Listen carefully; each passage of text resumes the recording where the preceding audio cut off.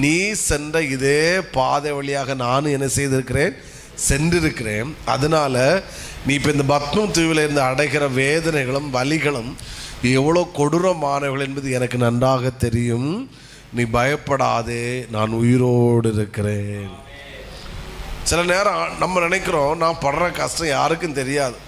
ஒன்றை புரிஞ்சு இந்த இதில் இன்ட்ரோடக்ஷன் ஒன்றை புரிஞ்சுவாங்க. நான் எந்த பாதை வழியாக செல்லுகிறேனோ அந்த பாதை வழியாக அதற்கு முன்பாக நான் ஆராதிக்கிற தேவன் கடந்து சென்றிருக்கிறார். இது ரொம்ப முக்கியம். கடந்து சென்றதுனால அவருக்கு அதுக்கு வழி என்ன செய்யும் தெரியும். நம்ம ரொம்ப புரிஞ்சுக்கணும். நம்ம நினைக்கிறோம் நான் சில பாதை வழியை செல்லும்போது இதோட வலி யாருக்கும் தெரியாது, இதுக்கு வேதனை யாருக்கும் தெரியாது, கஷ்டம் யாருக்கும் தெரியாது. நோ, ஒன்றை தெளிவாக புரிந்து கொள்ளுங்கள். நான் ஒரு பாதை வழியாக செல்லுகிறேன் என்றால் நான் செல்லுகிற இதே பாதை வழியாய் நான் ஆராதிக்கிற கர்த்தர் இந்த பாதை வழியாக அவர் சென்றிருக்கிறார்.